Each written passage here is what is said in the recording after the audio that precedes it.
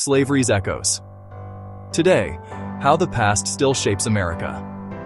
Imagine if one institution lasted nearly 250 years, generated unimaginable wealth for a nation, and then officially ended, but many of its economic and social consequences continued long afterward. That's the story of American slavery.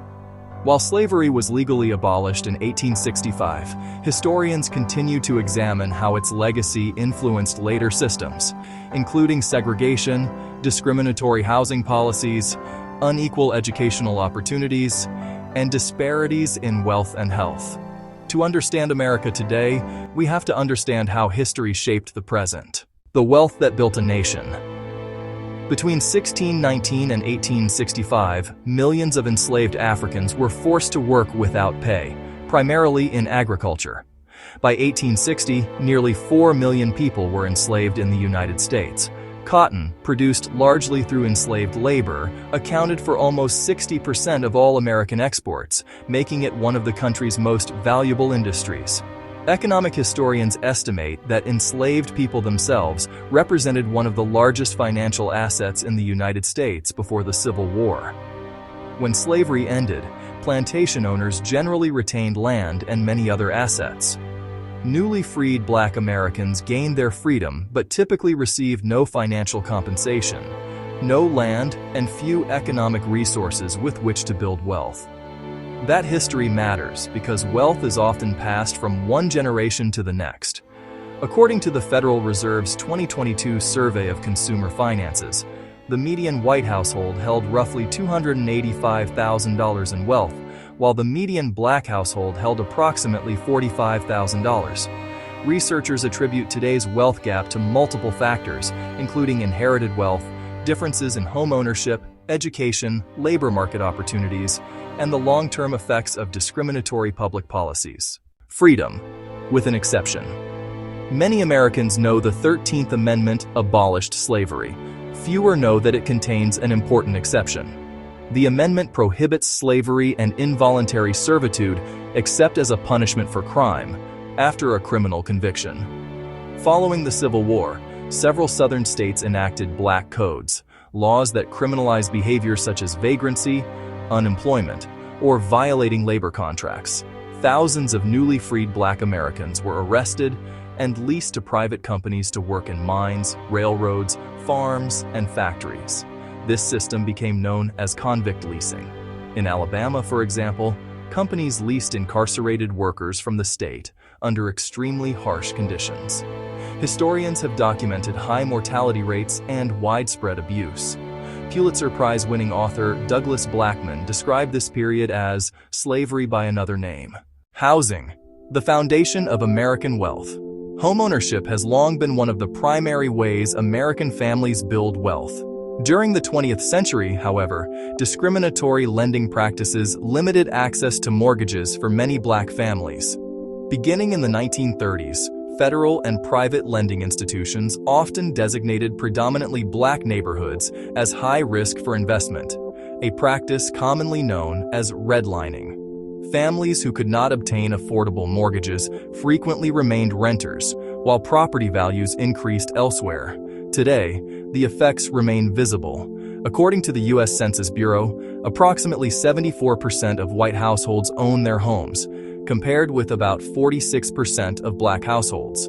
Since home equity represents the largest source of wealth for many families, differences in home ownership continue to influence economic outcomes across generations. Education and opportunity.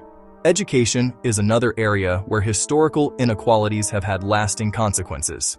After emancipation, segregated schools throughout much of the South routinely received fewer resources than white schools. Although the Supreme Court ruled in Brown v. Board of Education in 1954 that state-sponsored school segregation was unconstitutional, many schools remain economically and racially separated because of residential patterns and local funding systems. In many states, schools are funded significantly through local property taxes. Communities with higher property values generally generate more revenue for education than communities with lower property values, creating differences in available resources, staffing, facilities, and academic opportunities. Criminal justice discussions about the legacy of slavery frequently include America's criminal justice system. Black Americans make up roughly 13% of the U.S. population, but account for a substantially larger share of the prison population.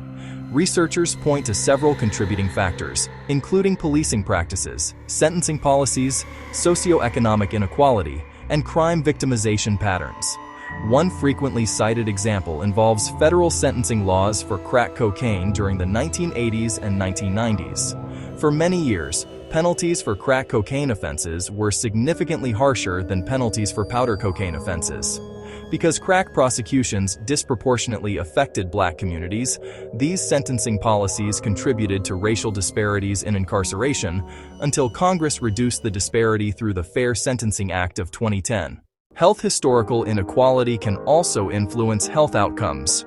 According to the Centers for Disease Control and Prevention, Black women experienced a maternal mortality rate of 50.3 deaths per 100,000 live births in 2023, compared with 14.5 among white women. Medical researchers point to a combination of factors, including differences in access to healthcare, chronic health conditions, environmental exposures, economic inequality, and unequal treatment within healthcare systems. Slavery did not end everywhere. Although legal chattel slavery has been abolished worldwide, modern slavery still exists. According to the International Labor Organization, the International Organization for Migration, and Walk Free, an estimated 49.6 million people were living under conditions of modern slavery in 2021. These conditions include forced labor, debt bondage, forced marriage, domestic servitude, and human trafficking. Countries facing serious challenges include North Korea, Eritrea, Afghanistan, Pakistan, and India, though the forms of exploitation differ significantly from the hereditary racial slavery that existed in the United States. Modern slavery is driven by conflict, authoritarian governments, organized crime, labor exploitation, and human trafficking, rather than the plantation economy that shaped early America. Final thoughts. History does not disappear simply because a law changes. The abolition of slavery marked one of the most significant milestones in American history. But many historians argue that later institutions and public policies continued to influence economic opportunity, housing, education, health, and criminal justice for generations. Understanding these connections is not about assigning blame to people living today. It is about recognizing how historical decisions can shape present-day institutions and outcomes. Whether discussing wealth, neighborhoods, schools, healthcare, or opportunity, slavery's legacy remains an important part of understanding the American story. If we want informed conversations about where the country is going, we first have to understand where it has been.